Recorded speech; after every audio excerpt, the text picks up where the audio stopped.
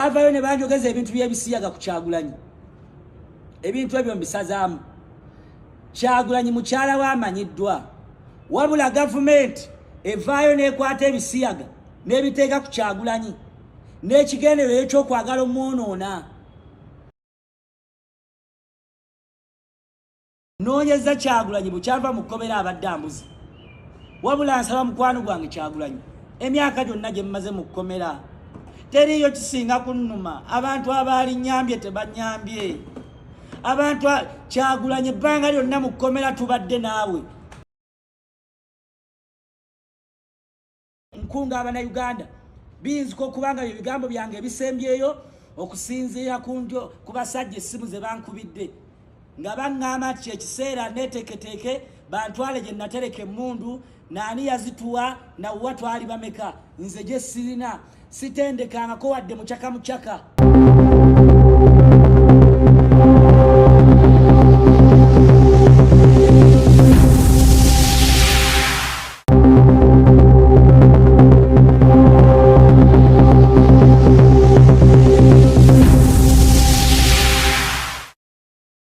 Nga tuteekayo wamu n'ogezaako kubanga tukwasaganya mpola mpola.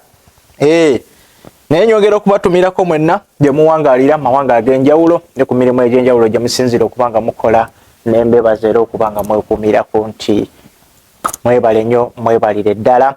Fenna twogera okubasabira mwenna abalwadde oba mwenna abalina abalwadde Mukama Katonda agezeko okubanga abasuusa. Ne nyongera okubalamusaako mwenna nti assalamu alaikum wa rahmatullahi wa barakatuh. Era nembanga ntuuse ngobye bumali. Kale mukutu gwa Kaifash the broadcasting omuteste sibampita Kaifash straight out Uganda to the world. Nazengezaako kubanga nkwasaganya ensonga mpola mpola nga bwe towaayo kubanga nti ffe twakkiriza nti tugatta akatona ffe tuba tusobodde ku bannaffe wamu n'ogezaako okubanga twempawalinga community wamu n'okwogera ku ebyo ebiba bituuseewo oba ebiba birayikiddwa n'okwifunamu ekyokuyiga. Tetuliwo kaayana, tukkiriza okuwabulwa mu nsonga yonna yonna eba yeetaagisa okubanga ewabulwamu. Tetukolagana nnyo na bintu bya kuvuma waba tukolagana nnyo n'ebintu ebiri civil. Kale mu mbeera eyo twolekedde olwayo tugenda kubanga tuyingira kye tuyita political oba tugenda kwogera ku kye tuyita politics ow'eggwanga lyattu Uganda. Ebyobufuzi nno bino omuntu atamanyi bya bufuzi walisaanye okuba ettooki wa gy'olaga. Walisaanye weegendereze nnyo ne by'oyogera. Walisaanye obeere mwegendereza nnyo na biki by'oba ofulumya eri abantu. Kuba politics ona associatingibwa n'ebintu bingi omugira governance okitegeera omuba ebintu kwegamba ali associated ku bintu bingi. Naye it depends the way you package yourself to the people. Abantu abasinga they term politics as a dirty game. It's a dirty game, but it depends the way you play it. Do you wish to play it dirtier, or do you wish to play it in a easy way, or in a governance way, whereby nti oba ogenda kuweereza abantu, not your selfish interest. So ennaku z'omwezi zaali 25 omwezi gwa 11 omwaka oguyise 2024. Twalaba omukulu gwe bayita Sanya Mujahideen yavaayo ku television yemu eyasanyuka TV n'ayogera ebigambo byali bingi eri ekibiina kya Robert Kyagulanyi Ssentamu oba eri ekibiina kya NUP ekikulibwa omukulu Robert Kyagulanyi Ssentamu. Nga bino ebigambo yabyogera after oluvannyuma lw'emyaka gye baali baspemizize mu kkomera ena ne bateebwa ku mmase ya gavumenti nga bamaze okubanga bakkiriza bye bakola ebintu bingi nnyo byayogera bye bakola mu bufunze nti babagamba bakkirize okubanga basingisibwa emisango. Mu kubanga basingisibwa emisango egyo babeere nga babata. So kolaba video ya Sanya eno mu bwe baali abasibe 19 ku basibe abaali basigedde eno baali abasibe 32 abalala ne bagaana okubanga bakkiriza ebintu ng'ebyo. Naye mu bo mu bakkiriza mwe mwali Basanya n'abalala baali bagobererwa abalala bangi nnyo tebaayogera naye twogera ku bantu abavaayo kubanga boogera kuba baali bamanyi nti balina eddoboozi entuufu banaayogera byaba bagambye okwogera bijja kutuuka eri abantu era bakyusa abantu bangi sorry. So mu bo mwalimu Olivia Lutaya eyagaana okukkiririza mu terms ze baali babateereddewo era ye mu kumuta mu gye baali babatwala simanya baali babavuga babaze Makinde ye yadduka adda ku kibiina kya NUP oba yadduka adda eri mukulembeze we Robert Kyagulanyi Ssentamu. So abalala bingi nnyo ebyayogerwa naye sooka olabe ku butambi buno omuli aka Olivia Lutaya omuli n'akasaanya before omwaka oguwedde 2024 mu mwezi gw'Okumu owulire ebyayogerwa nkomewo tugende mu maaso. Twetonda ku lwekyo okuba nti twatiikinga obululu obutaali bwa Kyagulanyi ate ne tutuukingira Museveni okirenge ne tubutiikingira Kyagulanyi okulaba nti muzeeyi n'abanga akalulu kano oba oliawo naye tumusuubiza nti nze bampita kanoonya eno eggaali gy'afunye mwegasseeko egenda kumuwenjeza akalulu tubadde musajja omusajja ne olaba ali ku bunkenke omumwa twagusirisa kimanyi kye tusobola okukola yangamba neyiweka amafuta ngene netulisize ku poliisi nfe n'abasirikale n'ekikola kyennyini ebintu biri Nuupu ebadde yagala nfiire luzira bampanike ku mutimbagano nti rest in peace. Ekibiina ki Nuupu ne Kyagulanyi ne banne n'akabonduke babadde baagala nfiire luzira banziike mu maanyi ngera kye baŋŋamba nti rest in peace ono awummule mirembe ngawe Franka. But nga tubadde tubalaba nga bavaayo okwogera ku plight yammwe almost buli lunaku mwami Kyagulanyi David Lewis Lubongo n'abalala babadde boogera ku political prisoners akadde konna. Akiddiridde okukkiriza emisango gino gye buvuddeko kuba nze omuntu eyajja nankyalira yali Balamu. So batugamba tukkirize emisango ffenna tubeere iko babe nga bo omusango tegugenda basinga naffe kuba batugamba we tugaana option eyaliwo twalina kukkiriza ewatali ekyo twalina okufiira mu kkomera. Bano kkooti y'amagye ebadde yabasalira ekibonerezo kya kumala mu nkomyo ebbanga lya myezi 3 egisaziddwamu olwaleero oluvannyuma lw'okusonyiyibwa omukulembeze w'eggwanga. Oluvannyuma lw'okuyimbulwa omu ku bano Olivia Lutaya agamba nti wadde nga wabaddewo entambula ey'awamu ebadde banonye ye yasazeewo okufuna bodaboda emutuusizza ku kitebe kya NUP e Kavule. Wenfulumya nsanze emmotoka ebweru zibadde baagala okunkwata nze bantwale simanyi bannange oba kiri kitya naye nze ng'omu Katonda asobodde okunnyamba era piki ya munnange emu tugireseeyo nga bagiggyemu omukka.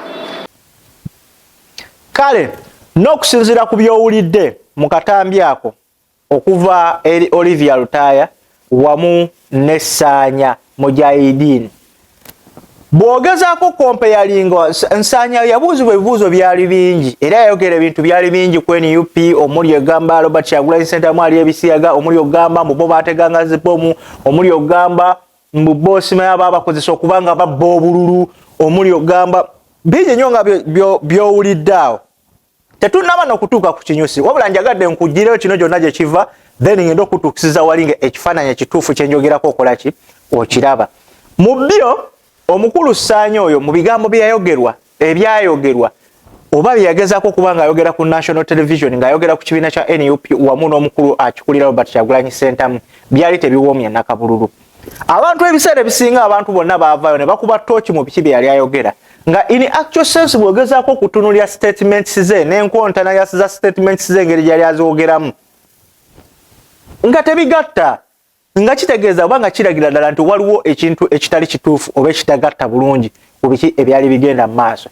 Naye of course nga bw'omanyi nti NUP kibiina ekikwata mpola buli kintu ate era nga bwekyakkiriza nti ng'omukulembeze wakyo bwe yagamba nti abantu abasinga muli balabira ku bikolwa byabwe okuba nga mubeesiga wamu n'okuboolesezwa obukulembeze bwe tugamba obugenda okuyitibwamu okuba nga tununula eggwanga lyaffe.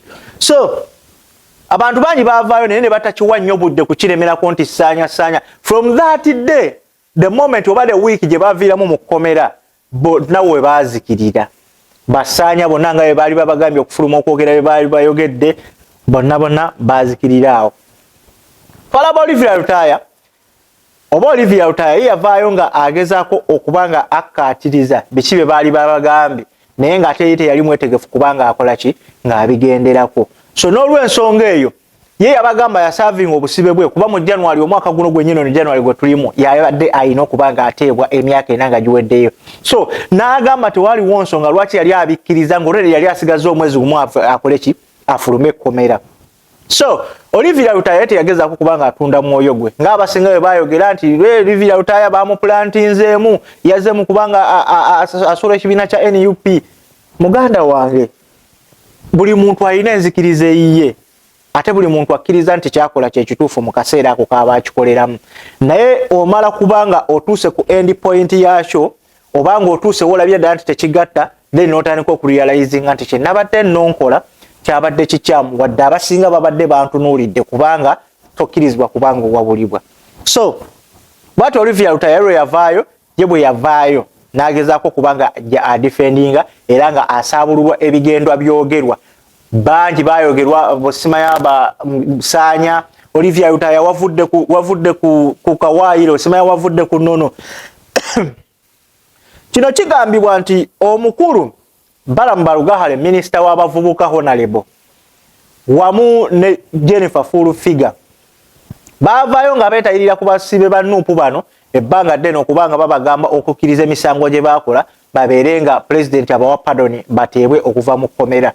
Kino nno kijjukirwanga nti okkiriza emisango gino nti nagikola records zigenda kusigalayo mu kkooti buli kimu kyoyogedde kigenda kusigalako oba kigenda kukontinga bbanga lyonna obutakuvaako naye nga mu bufunze weewayiriza osobola okubanga ofuna ki obwenkanya. Simanyi lwaki oba okkiriza ekintu ky'otaakola ogezaako okuba okufulumira ku masa y'omuntu ng'okimanyi you've never committed that crime era mwena mwena n'abatulaba mukimanyi nti abantu bano emisango gino tebaagiza wabula baba basiba oba bakwatibwa olwa political differences. Ngawe walaba ye baplantinga Robert Kyagulanyi Center mu Arua nti yayina emmundu neje guno gwaka abadde nga gyabagamba nti bana emmundu zange mwaziteka oba emmundu yayo mwagitekawa. Nothing was found. N'abanga atwalibwa mu kkooti y'amagye n'abeera nga embeera zonna zonna ezamutuukibwako mwaziraba. So kino kituwa ekyokuyiga mu byonna byonna ne political prison oba naawe wenna oli asobola okugamba gweyogera bwoti olwansonga si gw'oli wabweru waki si gw'oli munda mu kkomera ng'oli wabweru mwe mulina kwogera ebyo. Yes, fine and okay. Naye naye weerabidde nti ekintu kye weeteekako kati nga basaanya ekintu kye beeteekako essaawa zino nti ne bwe buli baddi olwedde mwekiri mu likodi gavumenti esobola okukwata n'ekuzzayo anytime ate n'okusinziira nti gwe weewaako obujulizi nti gwe wakola ebyo osobola okuba nga omusango gw'ogenda okusibibwa ku luno gwa treason kulya mu nsi y'olukwe kugezaako kukyankalanya democracy kugezaako kukyankalanya ddembe lya buntu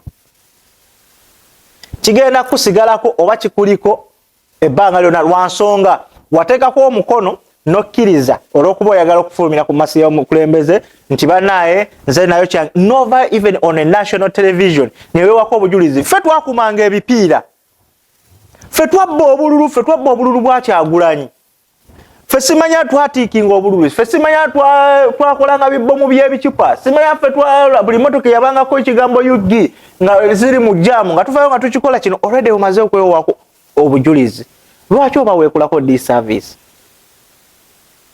Ebyo byonna government can plant that against you noba nga you're going to rot in jail.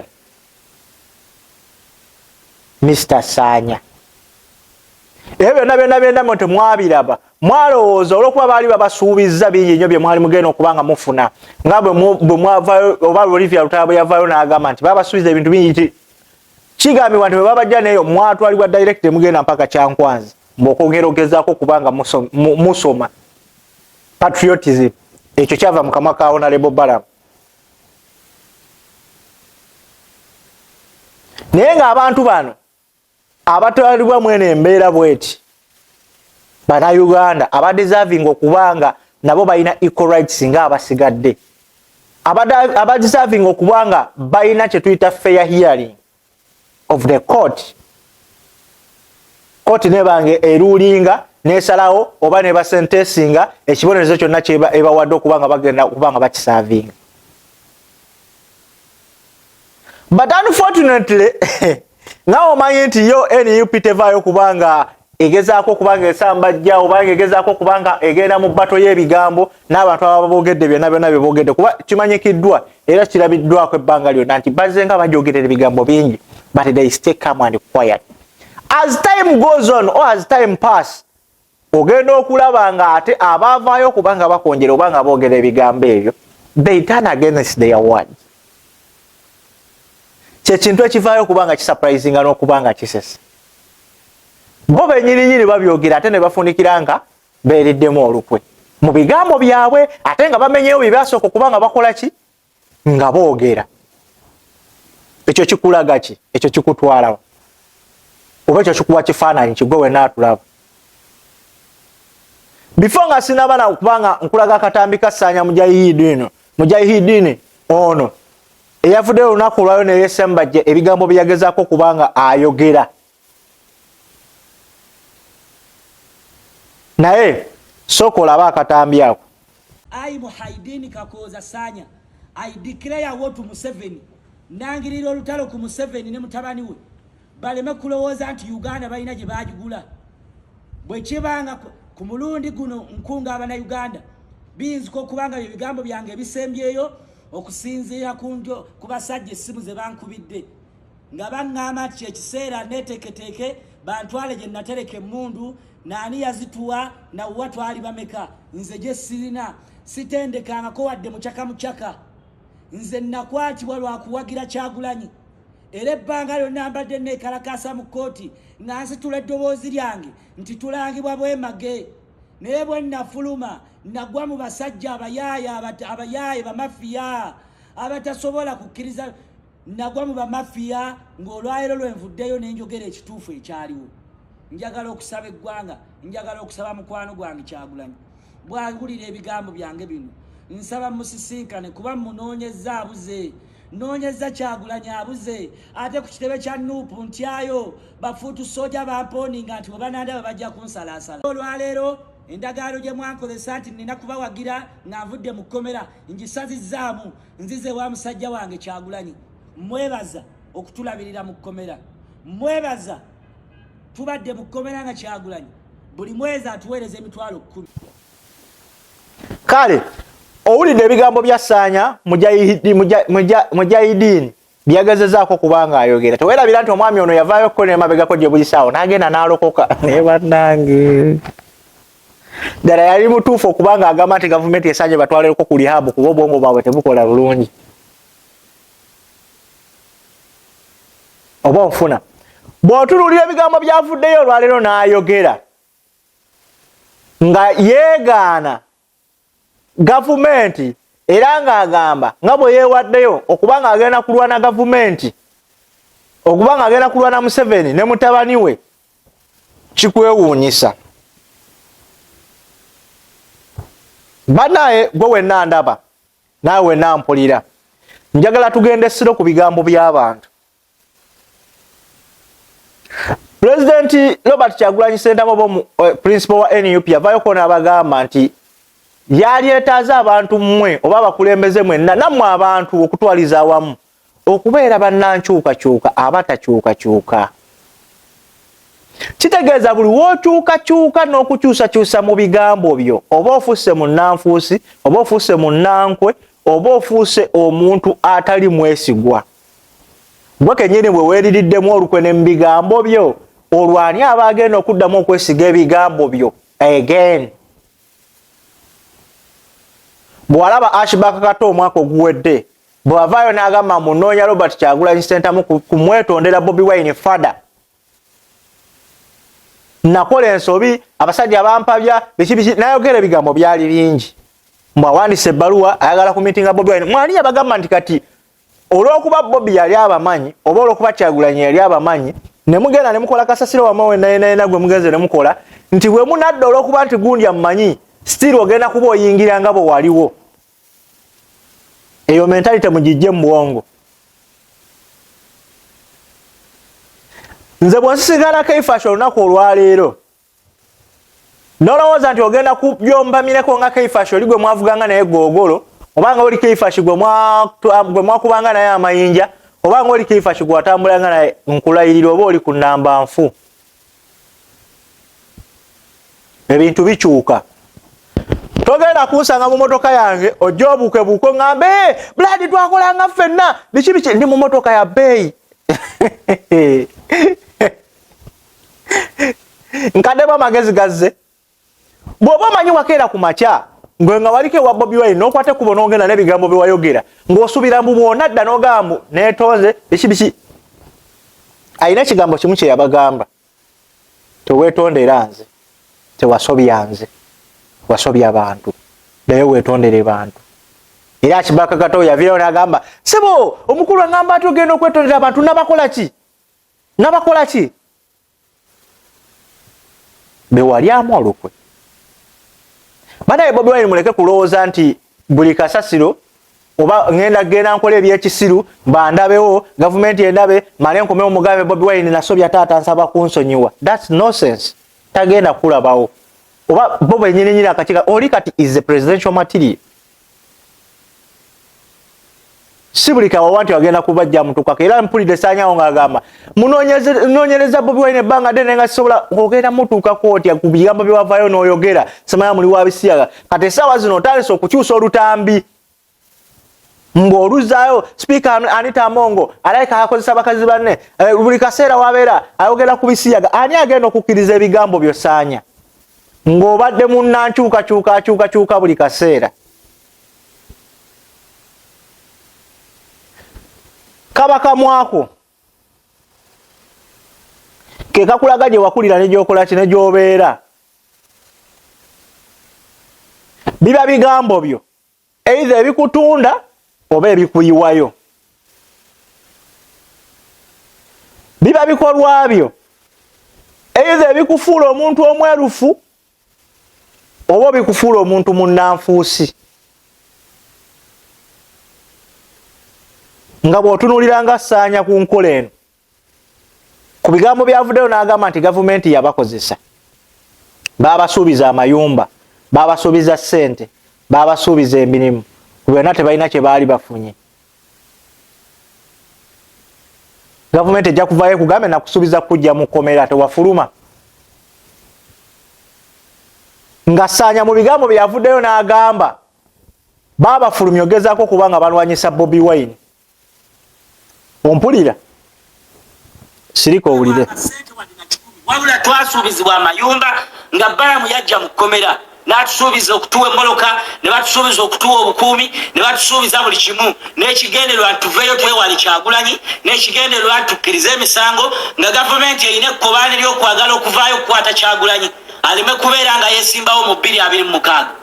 So bulijjo bakozesa nze ng'olwaliro nsazeewo endagaano ze nnakola nzimenyeewo nze ndi munnakibiina kinuupu naye ntidde nti abantu balabanga nabalyamu olukwe mpulira nga sirina ngeri gye mpangaala sirina gwe nnyinza kunnyonnyola kyempitamu. Balamu yennyini yatusuubiza buli kimu tuveeyo twogere Kyagulanyi amafuukuule. Ekyokubiri nze Sanya Muhaidiini sibbanga ku bululu. Ndowooza owulira enkyusakyusa mu bigambo bye naye Balamu ono I'm sorry honorable okubanga ngenda kuddamu nkozesa ekigambo kya Lopu kye yagezaako kubanga akozesa mu parliament okubanga yakuyita novice. Balamu oli musajja mukozi era gavumenti ejja kwagala nnyo ekintu ky'okola honorable. Naye honorable olina ensobi emu gy'okola eyinza obutaba kuba nsobi nga gwe kuggwe it's a winning battle on your side. Nti bw'ojja n'oplantingamu abavubuka gwe minisita w'abavubuka n'abaana, nti bw'ojja n'oplantingamu abavubuka ekintu ekigamba nti tulwanyise Robert Kyagulanyi Ssentamu ng'ate mugamba nti mu ggwanga muteekawo kye muyita free and fair election, gw'ate n'ovaayo n'oyagala abantu bataaninga against your opponent, which is okay kubanga that's how political is being that's how politics is being played. You get my point? Naye ekyebuuzibwa gwe batoni yo giplacinze otya? Bye bino byogenda okulaba nga abavubuka bagenda kwefulira nga be bakola ssaawa zino. Ono si yasoose ate si yasembye. byovaayo n'obasuubiza ebintu bye baba tebagenda kutuukibwako oba bye baba tebagenda kubanga babakolera.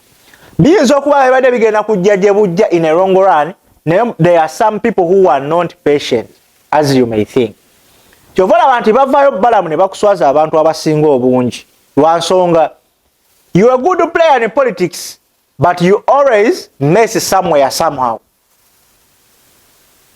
Bwekuvaayo n'ogezaako kubanga you promise these people obulamu bo bwe basuubira nti bugenda kuba obulamu obulungi, ne weerabira nti obulamu bw'obasuubirizaamu oba n'ebintu by'obasuubiriza okubanga bagenda kufuna biva mu ssente z'omuwi w'omusolo. For example, okubawa amayumba, okubawa amamotoka, okubawa obukuumi, ebyo byonna binvolovinga ssente za muwi wa musolo. Onfuna. So kyova olaba nti abantu bano bagendanga kuvangayo bakuswaze ebbanga ddene.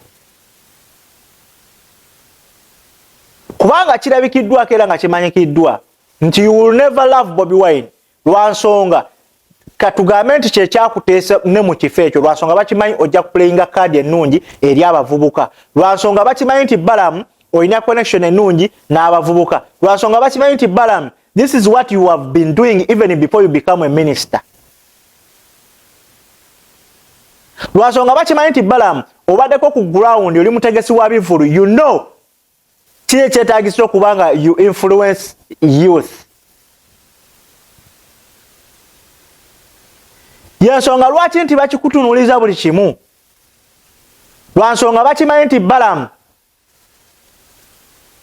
ojja kubeera mulungi mu kuzannya sympathy card eyo eri buli muntu nga gye wakola nga wakajja mu palamenti. Nze ngenda kwogera n'omukulembeze w'eggwanga obayinga emitima gy'abazadde abo abalina abaana abaakwatibwa ku nsonga z'ebyobufuzi obataaninge against their will gye bakkiririzaamu, batandike okukkiririza mu ggwe nga balabanga ggwe sevya waabwe Jesus waabwe we badde balindirira akaseera kano konna batya. Bw'ojja mu palamenti kadi gy'osooka okupuleyinga eri nti oba egamba nti ngenda kwogera n'omukulembeze w'eggwanga abo abavubuka abaakwatibwa ku nsonga z'ebyobufuzi babeere nga basonyiibwa bateebwe. Era olabikako ew'omukulembeze w'eggwanga ng'okutta omu ku bayita bakimanyi batyamana oba bakansala ba NUP ogenze naye mu palamenti mugundi mu State House ogezaako okusaba ekisonyiwo eri abo bonna ba political activists oba ba political prisoners abaakwatibwa ne babeera mu kkomera for the past 4 years. Nga ekadi gy'ogezaako okubanga opuleyinga nti yenna omuzadde wa maama wange yenna ali eyo agezaako okulaba eggulire eryo ng'oli ku TV gw'ogezaako weewera okubanga ogenda kugisa abaana baabwe mu makomera ababadde bamazeeyo emyaka egiwera enaku 3 nga tebaweebwa oba nga tebasalirwa kubanga bamanya kye baakola. Omuzadde agenda gamba tufunye omununuzi waffe agenda okubanga atuyamba abaana baffe okubanga bava mu makomera wamu n'abo abakyala babba baabwe oba bakazi baabwe abaami abali mu makomera babeere nga bafuna essuubi n'okukkiririza mu ggwe. Yeyo sympathy card namba emu gye njogerako. Kubanga mu byonna bye wajja okubanga ogamba nti ogenda kukola tewaaliwo kintu kyali kitakoleddwa. Abasibe bano bagezaako kubanga babeeyimirira ne batuuka n'okuleeta ba NUP okubanga babeeyimirira oluvannyuma lwa obulamuzi oba olw'omulamuzi okubanga agamba bagundi be baleese abagenda okweyimirira abasibe be baleese tebali substantial. So ne bagezaako kubanga baleeta ba NUP MPs bagezeeko kubanga beeyimirira abantu bano kubanga bakola ki bava mu makomera nakyo ne kigaanibwa.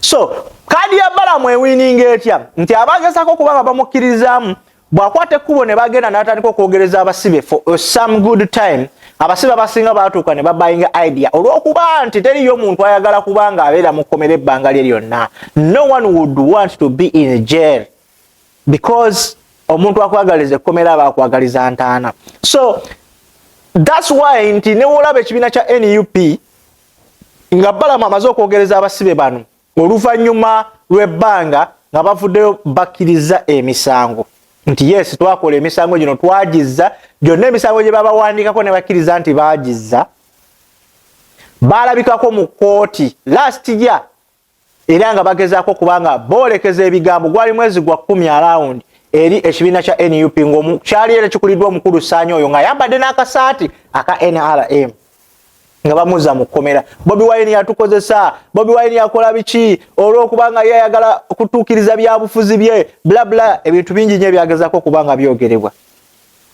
Naye ekibiina tekyavaawo kubanga kibulaminga abaana abo ku bigambo byafulumizibwa oba ku bigambo byayogerwa oba ne ku offer gye baakola ki gye baabawa, wabula baavaayo ne bagamba nti it is understandable okubanga abantu bano baweebwa pardon eyo babeere nga bafuluma mu kkomera. No one blamed anyone for what they did, but the wrong button Ssaanya gye mwakola kwe kufuluma ne baagala ate babazanyise kye tuyita ebyobufuzi ebyowabweru bye mwali temugenda kusobola, lwansonga nti yo lolo ya gavumenti eno gwe kuplayinga kiyagala oplayinge olumala they dump you like a trash or like a rubbish.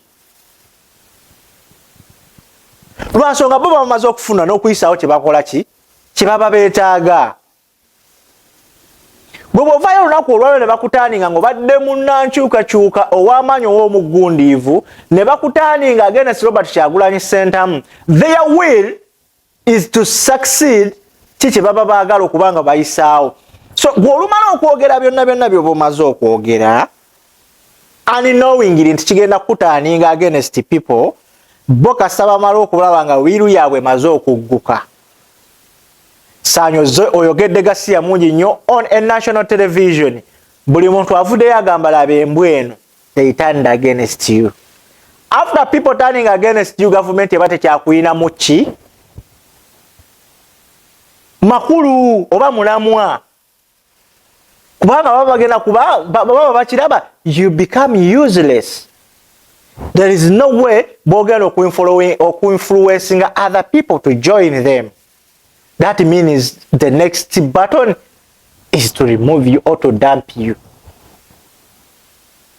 The next wrong button gyoba ogenda ogezako kubanga oppressinga is to come out notandika okwogera what was in the memorandum of understanding. Batusuubiza kino, batugamba kino, batukola kino, batwogera kiri, batugamba kino, bino biganya okubanga bituukirira. Ngenda kubanga amafaita, ngenda kubanga nkola kino. So that's the mistake you all come out and say. Kyova olaba nti mu bigambo byabwe era Ssaanya bw'aba abadde abyogera alina point watuuse n'agamba nnyinza okubanga bino bye bigambo byange ebisembayo lwansonga naye ebigambo byafulumya akimanyi oba is aware very very well what is going to happen next. Aba akimanyi bulungi. They cannot let you to go on and start spoiling their name.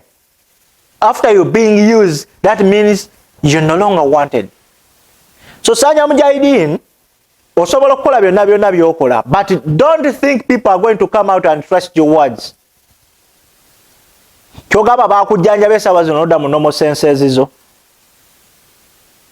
Abantu abo bagambire essala ya Mukama Katonda ekola ki? Ekola. Bw'osobola okwogera byonna byonna by'oyogera. You can do whatever you want to do. Naye kaba kaseera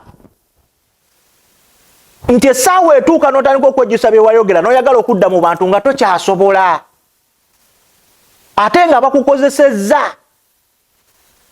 N'abakukozesezza tokyayinza kuddayo kubaako ky'okola ne bakuwerukaminga lwansonga you don't fit to be in them. Level ki gy'olina on ground Ssaanya kwe basinzira okubanga basobola okuwa omulimu mu government, you have nothing. That's why baba bagenda kutunulira butunuzi bakuleka ofundikire nga mu byoyogera oba byogezaako okubanga opening out bagenda bikozesa against you to sentence you back to jail.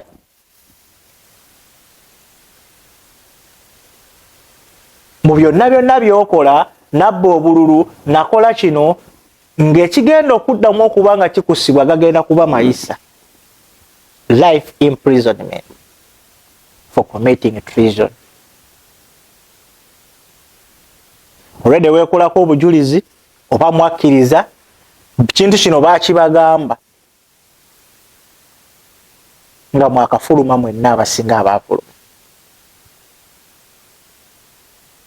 abasibe byebyobufuzi mukkiriza emisango gino naye kano mugudde mu katego ka gavumenti tibuli kaseera weenayagaliza nga okukozesa ejjanga kupulesinga bupulesinzi peesa liri weerabidde nti emisango gino na gino gikusinga bbanga lyonna ogenda kuvundira mu kkomera gw'abadde avuddeyo n'ogamba ngenda kulwanyisa gavumenti ngenda kulwanyisa Museveni ne mutabani we ngenda kumakinga sure nze ne musajja wa Kyagulanyi excuse me oluvannyuma lw'akasimu okuyitibwamu n'ojjukizibwa omulimo gwo oba n'ojjukizibwa tekigenda okuddirira ku biki by'oyogera ogenda kwekanga ng'ozzeemu okyusizza ebigambo byo ng'obizizzaayo ku gye wasookera ate kati Robert Kyagulanyi Ssentamu biki ng'ozzeemu omwanza omuliro lwa nsonga bazzeemu ne bakuyisaamu olukomo n'obibalamu okudda mu kkomera nga bakujjukiza nti mukulu teweerabira nti gukusinga oba teweerabira nti mwakumitinga omusango bwegiti ne bwegiti muyina emisango nga 10 gibasinga ogenda kuvundira mu kkomera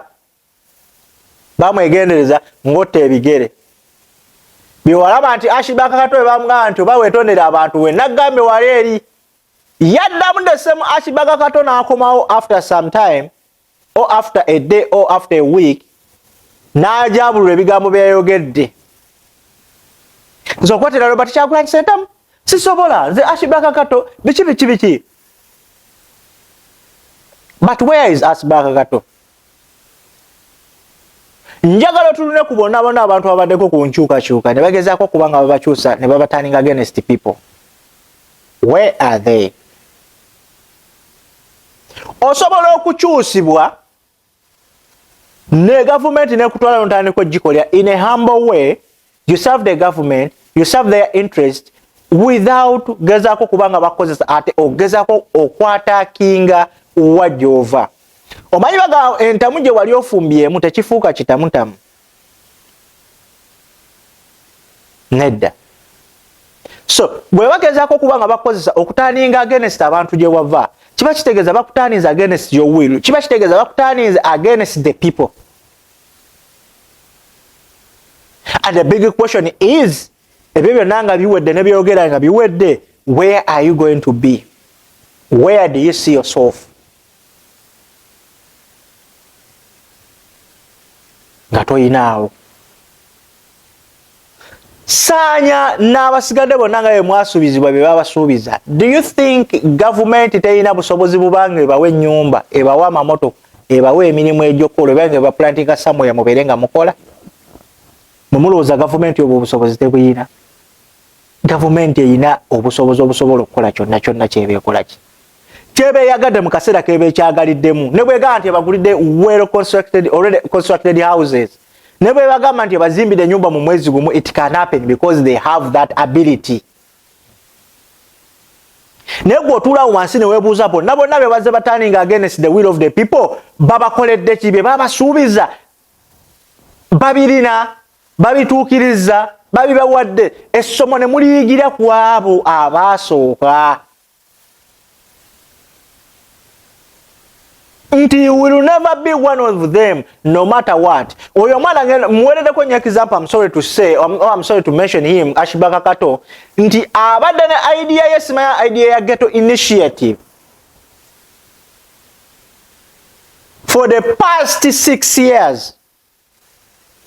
Jiyagama project ya introducing omukulembeze w'eggwanga kubanga bateeka baba planting asimaya matala mu ghetto simaya nga bakola biki yanyonyola program ye. But they've never looked into it. They have never give him chance okubanga agezaako okubanga akola ekyo. Ashibaka Kato is one of the brightest guy.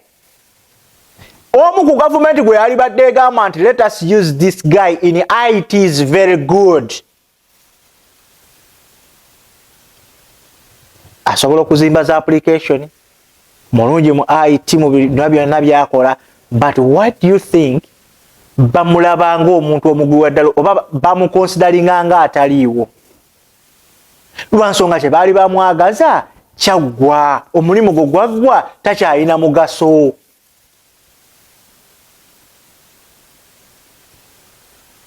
So nti bo bagenda kukozesa kye bawulira kye baagala okubanga bakola obanga okola, naye weebuuze at the end of the day gogenda kusigalawa. Yessaanya Mujahideen essaawa zino naye n'ebigambo byayogera nga naye takakasa bigambo ki byakola ki byayogera.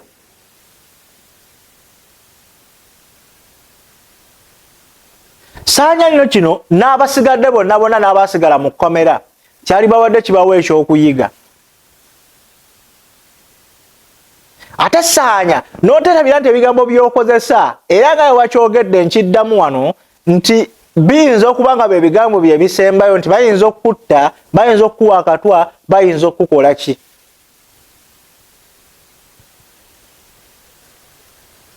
Mu mbeera eyo tulina kusengejja mu biki bye twogera ne mu biki bye tukola. Tetuli wano kuvoola kukonjera, wabula tugezaako okujja ekifaananyi ekyo ekirabika nti kyekyali badde ekifaananyi ekituufu mu nsonga eyo. Nga tutunuulira baganda baffe bangi ababadde bajja bakozesebwa mu mbeera eyo. Nze ne nkuteekerayo ekibuuzo era kyenkubuuza emabegakaawo, gwelooza gavumenti njavu? Lwaki esobola okuyisa biliyoni 3 n'ezikasuka mu bayimbi? Lwaki esobola okukwata biliyoni bwezi n'ezikola mu kino? Si basiru, government is always strategic. Gwelooza biliyoni 30 agugekera ku makya neteeka mu bayimbi, tegayina luguudo lwegasobola kukola Kalamojja eyo oba mu kyalo, tegayina biliyoni 3 tegasobola kuzimbira abantu Kalamojja ne bava mu busiisira ne babateerawo kye tuyita homes nga za gavumenti. Bisoboka, naye weebuuze lwaki? Kalina kuba mbongo na kumanya wa gy'olaga na kumanya who are you. Saanya teriyo omuntu agenda kujjakkiriza bigambo byoyogera nga gwe kennyini wavudde wano n'olokoka wannayo n'omuvubuka oba omusajja. Tumanyirewo nti oba ozze oyogere bino nga bakusindise nga mbega, ekyo nakyo kikulu. Kubanga toyinza kuŋŋamba nti ogenda kumala gavayo oyogere kalebule bw'ati oyogere ku sipiika byonna byonna byoyogedde nga okimanyi ekigenda okuddirira. Katulinde tulabe gy'ogenda okukomekerera. Omanyi teweesiga kintu kya muntu ng'abuukabuuka. Leero musiraamu, enkya mukatuliki, luli mulokole, luli ali kino. Leero wa NUP, leero wa gavumenti, enkya wa kino, enkya wa kiri. Omuntu abuukabuuka mu bigambo by'abayogera. Settlement za Saanya zeetaaga kulaba bulabi ne zirekebwawo. Teyeekaaga kubanga aggyibwako hadiisi kubanga takigwana. Olw'ebigambo byafubutukamu bw'otunuulira webback byazayogera mu mwaka gwa 2024 omwezi gwa 11 nnaku z'omwezi okuva 24-25. Mwezi nga gumu ne wiiki nga zizo gwe tukubye emabega. Ebigambo bye yali ayogera essaawa zino akyusizza, ali ku lutambi lulala lwe tutamanyi wa waayimiridde. Kubanga you cannot trust such a person. Tumanyire wantu bwe baddamu ne bamusembeza ku NUP agenda kuba plantingibwamu nga mall.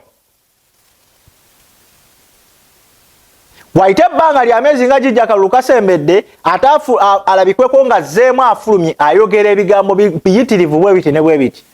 NUP is not a toilet nti ogenda kugyeyambisa buli kaseera w'oba oyagalidde. Go in and out, in and out. It's not a toilet. This is a political party that is ready to take up power from the ongoing government. It's the party that is next to none. It's actually not one. It's the biggest political party in opposition in Uganda. That means nti erina abakulembeze ku mitendera egyaki egy'enjawulo. Si kiyigo nti ogenda kyeyambisa buli kaseera w'oba oyagalidde. No. Saanya we wava ku NUP teyagwa. Bantu bangi nnyo abeefulidde NUP. omuliro bamafaya simpuga baani, but it is still existing and still moving. And in the next election, it is going to bring in new leaders, able leaders, and it will take the power. Both in the parliament and the executive. Sigade ze Kaifash Uganda, set out Uganda to the world. Mukutu gwa Kaifash UG the broadcast, tusinzira okubaga tubaweereza. Mwongera okubeekumirako okusubscribe okulikinga muno okunyisa omukutu guno. Era yonna atagumanyi nga bwe tuwaayo okubanga tugatta ku bannayuganda bannaffe wamu n'ebyo bye tugezaako okubanga tusobodde okubanga tubikola. So mu kaseera kano sigenda kubanga nsukkawo naye nga nyongera okubanga mbeebaza n'okubatumirako yonna n'okubeebaza okubanga mugwekumirako. Tumira ku mutabani wange Shakibu wamu ne Zahara nti mbaagala nnyo, mubeere bulungi baana bange, mwenna mwenna mbaagala. Daddy loves you so much. Mbeere bulungi, mweraba.